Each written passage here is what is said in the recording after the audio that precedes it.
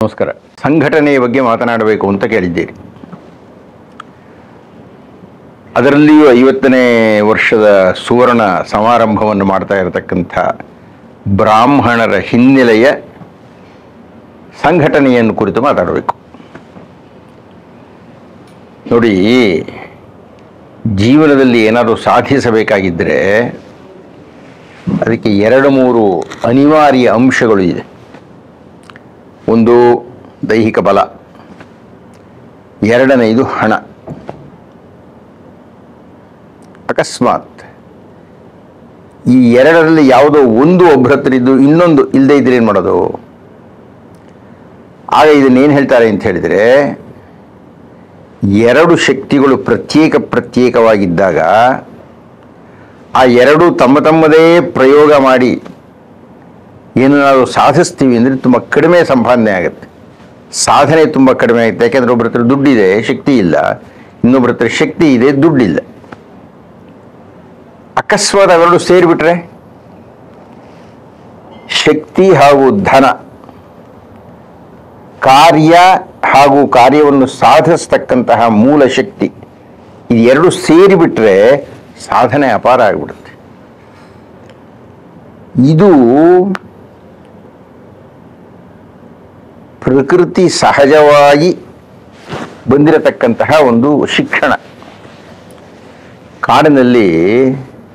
ಕಾಡಿನ ನ್ಯಾಯ ಅಂತ ಒಂದಿದೆ.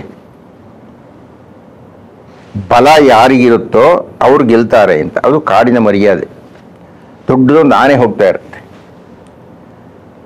ಆನೆ ಸಿಂಹದ ಆಹಾರ.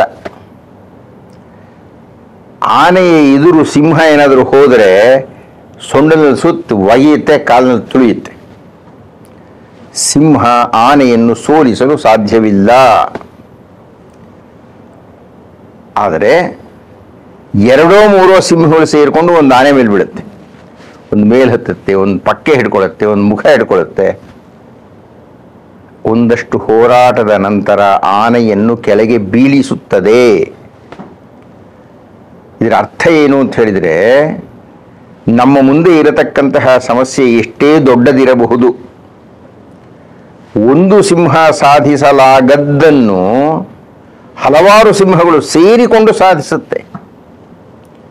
ಹಾಗೆ ಬ್ರಾಹ್ಮಣರ ಸಂದರ್ಭದಲ್ಲಿ ಏನಾಗಿದೆ ಅಂದರೆ, ನಾವು ದೈಹಿಕವಾಗಿ ದುರ್ಬಲರು, ಸಂಖ್ಯೆಯ ದೃಷ್ಟಿಯಿಂದಲೂ ದುರ್ಬಲರು, ಧನದ ದೃಷ್ಟಿಯಿಂದಲೂ ದುರ್ಬಲರು ಇರಬಹುದು, ಅಲ್ಲಲ್ಲಿ ಧನಿಕರಿರಬಹುದು.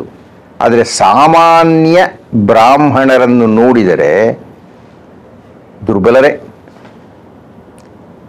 ಅಂಥ ಸಂದರ್ಭದಲ್ಲಿ ಸಂಘಟನೆಯಾದರೆ, 10 ಜನ ಸೇರ್ಕೊಳ್ಳೋದಪ್ಪ ಒಟ್ಟಿಗೆ, 10 ಜನ ಸೇರ್ಕೊಂಡು ಯಾವುದೋ ಒಂದು ಕೆಲಸವನ್ನು ಹಿಡಿದರೆ 4-5 ಹುಲಿಗಳು ಯಾವುದೋ ಒಂದು ಮತ್ತ ಗಜವನ್ನು ಸೋಲಿಸುವಂತೆ ನಾವೊಂದು 10 ಜನ ಒಟ್ಟಿಗೆ ಸೇರಿದರೆ ಅದು ಎಂಥ ಸಮಸ್ಯೆ ಇದ್ದರೂ ಪರಿಹಾರ ಮಾಡಲಿಕ್ಕೆ ಸಾಧ್ಯ ಇದೆ.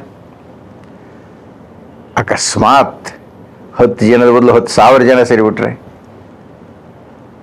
ಆ 10,000 ಜನ ಸೇರ್ತೀವಲ್ಲ, ಆ 10,000 ಮಿದುಳುಗಳು ಕೆಲಸ ಮಾಡುತ್ತಲ್ಲ, 10,000 ಬುದ್ಧಿಶಕ್ತಿ ಕ್ರಿಯಾರೂಪದಲ್ಲಿ ಹೊರಗೆ ಬರುತ್ತಲ್ಲ, 10,000ದ 2ರಷ್ಟು 20,000 ಕೈಗಳು ಕೆಲಸ ಮಾಡುತ್ತಲ್ಲ, ಆಗ ಏನೆಲ್ಲ ಸಾಧಿಸ್ಲಿಕ್ಕೆ ಸಾಧ್ಯ ಇದೆ. ಆ ಮೂಲ ತತ್ವದ ಹಿನ್ನೆಲೆಯಲ್ಲಿ ಅಖಿಲ ಕರ್ನಾಟಕ ಬ್ರಾಹ್ಮಣ ಮಹಾಸಭಾ 50ನೇ ವರ್ಷದ ಸುವರ್ಣ ಸಂಭ್ರಮದಲ್ಲಿ ಈ ಸಂಘಟನೆಯನ್ನು ಹೇಗೆ ಮಾಡಬೇಕು, ಸಂಘಟನೆಯ ಅನಿವಾರ್ಯತೆ ಏನು, ಸಂಘಟನೆಯಿಂದ ಸಾಧಿಸಬಹುದಾದ್ದೆಲ್ಲ ಏನು ಅಂತ ಹೇಳಿ ಸಂಘಟನೆಯನ್ನು ತನ್ನ ಪ್ರಧಾನ ಗುರಿಯಾಗಿ ಹೊಂದಿ ಈ ಸಮಾವೇಶದಲ್ಲಿ, ಅಂದರೆ 11ನೆಯ ಸಮಾವೇಶದಲ್ಲಿ, 50ನೆಯ ಸುವರ್ಣ ಸಂಭ್ರಮ, 11ನೆಯ ವಿಪ್ರ ಮಹಾಸಮ್ಮೇಳನ, ಅದರೊಳಗೆ ಚರ್ಚೆ ಮಾಡಬೇಕು ಅಂತ ಹೇಳಿ ಕರ್ನಾಟಕದ ಜನತೆಯನ್ನು ಸ್ವಾಗತಿಸಿದೆ. ಕರ್ನಾಟಕದ ಜನತೆ ಅಂದರೆ ಕರ್ನಾಟಕದ ಬ್ರಾಹ್ಮಣರು, ಕರ್ನಾಟಕದ ವಿಪ್ರರು. ಹಾಗಂತ ಅನ್ಯ ರಾಜ್ಯಗಳವರು ಬೇಡ ಅಂತಲ್ಲ, ಇದರ ಮಿತಿ ಇರತಕ್ಕಂಥದ್ದು ಕರ್ನಾಟಕ ಅಂತ. ಆದರೆ ಪ್ರಧಾನವಾಗಿರತಕ್ಕಂಥ ಆಮಂತ್ರಿತರು ಬೇರೆ ಬೇರೆ ರಾಜ್ಯಗಳಿಂದ ಎಲ್ಲ ಬರ್ತಾ ಇದ್ದಾರೆ. ಹಲವಾರು ಮಂತ್ರಿಗಳು, ಹಲವಾರು ವಾಣಿಜ್ಯೋದ್ಯಮಿಗಳು, ಹಲವಾರು ಮಠಾಧೀಶರು, ಹಲವಾರು ಪ್ರಾಜ್ಞರು, ಪಂಡಿತರು ಇವರೆಲ್ಲರೂ ಇಲ್ಲಿ ಸಮಾವೇಶಗೊಳ್ತಾ ಇದ್ದಾರೆ. ಅವರನ್ನೆಲ್ಲ ನೋಡೋದೇ ಒಂದು ಸೌಭಾಗ್ಯ. ಅವರಿಂದ ಬರತಕ್ಕಂಥ ಆಣಿಮುತ್ತುಗಳನ್ನು ಸ್ವೀಕರಿಸಿ ನಮ್ಮಲ್ಲಿ ಜತನ ಮಾಡಿಕೊಂಡು ನಾವು ಬೆಳೆಯಲಿಕ್ಕೆ ಸಾಧ್ಯ ಆಗುತ್ತೆ. ಅಂತಹ ಸಂಘಟನಾ ಮಹೋತ್ಸವವೇ ಈ ಅಖಿಲ ಕರ್ನಾಟಕ ಬ್ರಾಹ್ಮಣ ಮಹಾಸಭೆಯ ಸುವರ್ಣ ಸಂಭ್ರಮ. ಅದಕ್ಕೆ ತಾವೆಲ್ಲ ಬನ್ನಿ, ಭಾಗವಹಿಸಿ ಅಂತ ನಾನು ಆಹ್ವಾನಿಸ್ತಾ ಇದ್ದೀನಿ. ನಮಸ್ಕಾರ. ಕರ್ನಾಟಕ ಬ್ರಾಹ್ಮಣ ಮಹಾಸಭಾ ಒಂದು ಬೃಹತ್ ಸಮಾವೇಶವನ್ನು ಜನವರಿ 18 ಮತ್ತು 19ರಂದು ಬೆಂಗಳೂರಿನ ಅರಮನೆ ಮೈದಾನದ ತ್ರಿಪುರವಾಸಿನಿಯಲ್ಲಿ ಆಯೋಜನೆ ಮಾಡಿದೆ. 18ನೇ ತಾರೀಕು ಇದರ ಉದ್ಘಾಟನೆ ಕಾರ್ಯಕ್ರಮವನ್ನು ಶೃಂಗೇರಿ ಸನ್ನಿಧಾನಗಳವರಾದಂಥ ಶ್ರೀ ಶ್ರೀ ವಿಧುಶೇಖರ ಭಾರತೀ ಸ್ವಾಮಿಗಳು ಇದರ ಉದ್ಘಾಟನೆ ಕಾರ್ಯಕ್ರಮ ಮಾಡ್ತಾರೆ. ಅದಾದ ನಂತರ ಸಭಾ ಕಾರ್ಯಕ್ರಮದಲ್ಲಿ ಮಹಾರಾಷ್ಟ್ರದ ಮುಖ್ಯಮಂತ್ರಿಗಳು, ರಾಜಸ್ಥಾನದ ಮುಖ್ಯಮಂತ್ರಿಗಳು, ಹೀಗೆ ಅನೇಕ ಮಹನೀಯರು ಇದರಲ್ಲಿ ಭಾಗವಹಿಸ್ತಾ ಇದ್ದಾರೆ. ವಿಚಾರಗೋಷ್ಠಿ ಇದೆ, ಪ್ರಶಸ್ತಿ ಪ್ರದಾನದ ಕಾರ್ಯಕ್ರಮ ಇದೆ, ಸಾಂಸ್ಕೃತಿಕ ಕಾರ್ಯಕ್ರಮ ಇದೆ. ಹೀಗೆ ಈ ಮೂಲಕ ರಾಜ್ಯದ ಎಲ್ಲ ವಿಪ್ರ ಬಂಧುಗಳು ಸಹ ಈ ಸಮಾವೇಶದಲ್ಲಿ ಬಂದು ಭಾಗವಹಿಸಬೇಕು ಅಂತ ಹೇಳಿ ಈ ಮೂಲಕ ನಾನು ಕೇಳ್ಕೊತಾ ಇದ್ದೀನಿ. ನಮಸ್ಕಾರ. ಅಖಿಲ Karnataka Brahmana Mahasabha is organizing a ಬೃಹತ್ ಬ್ರಾಹ್ಮಣ ಸಮಾವೇಶ in Tripuravaasini Palace grounds in Bangalore on January 18th and 19th. The Samavesha is being inaugurated by Shringeri Sannidhanam Shri Shri Vidushekara Bharati Swamigal, and thereafter there are several stage programs where it is being attended by top dignitaries, chief ministers of Maharashtra and Rajasthan and central government ministers, and there are other it is also being participated by business leaders. There is a separate business enclave which is being inaugurated by Captain G.R. Gopinath, who founded the Deccan Airways, and Shri T.V. Mohandas Pai is also participating in the business enclave.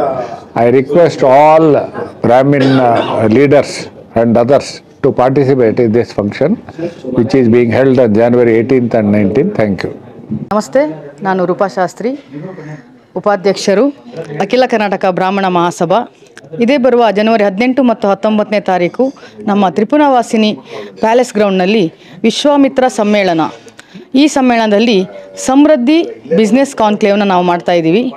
ಇದರಲ್ಲಿ ರಾಜ್ಯದಾದ್ಯಂತ ಮತ್ತು ರಾಷ್ಟ್ರದಾದ್ಯಂತ ಇರುವ ಎಲ್ಲ ವಿಪ್ರ ವಾಣಿಜ್ಯೋದ್ಯಮಿಗಳನ್ನು ಗುರುತಿಸಿ ಅವರನ್ನು ಒಂದು ವೇದಿಕೆಯಲ್ಲಿ ಒಟ್ಟುಗೂಡಿಸಿ ಈ ಒಂದು ಕಾರ್ಯಕ್ರಮನ ಮಾಡ್ತಾ ಇದ್ದೀವಿ. ಇದರಲ್ಲಿ ನಾವು ಯುವಕರಿಗೆ, ಯುವತಿಯರಿಗೆ ಹಾಗೂ ವಾಣಿಜ್ಯೋದ್ಯಮದಲ್ಲಿ ವಿಪುಲ ಅವಕಾಶಗಳನ್ನು ಒದಗಿಸುವಂತಹ ಒಂದು ವಾಣಿಜ್ಯೋದ್ಯಮಗಳ ಮಳಿಗೆಗಳನ್ನು ಸಹ ನಾವು ಮಾಡ್ತಾ ಇದ್ದೀವಿ. ತಾವೆಲ್ಲರೂ ಈ ಕಾರ್ಯಕ್ರಮಕ್ಕೆ ಬರಬೇಕು ಮತ್ತು ಈ ಕಾರ್ಯಕ್ರಮವನ್ನು ಯಶಸ್ವಿಗೊಳಿಸಬೇಕಂತ ನಾನು ನಿಮ್ಮಲ್ಲಿ ಕೇಳ್ಕೊತೀನಿ. ನಮಸ್ಕಾರ, ನಾನು ಹನುಮೇಶ್ ಕೆ ಯಾವಗಲ್, ಪತ್ರಕರ್ತ.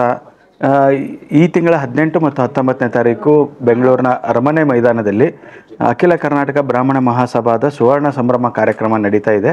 50 ವರ್ಷಗಳನ್ನು ಪೂರೈಸಿರುವಂಥ AKBMS ಏನಿದೆ, ಇದು ಒಂದು ಚರಿತ್ರಾರ್ಹ ಘಟನೆ ಅಂತ ಹೇಳ್ಬೋದು. 50 ವರ್ಷಗಳನ್ನುವಂಥದ್ದು ಬಹಳ ಸುದೀರ್ಘ ಒಂದು ಸಂಘಟನೆಯ ಸಂದರ್ಭದಲ್ಲಿ ಈ ಸಂಸ್ಥೆಯನ್ನು ಹುಟ್ಟು ಹಾಕಿದಂಥವರು ಕೀರ್ತಿಶೇಷರಾದಂಥ ಮಾಸ್ಟರ್ ಹಿರಣ್ಣಯ್ಯನವರು.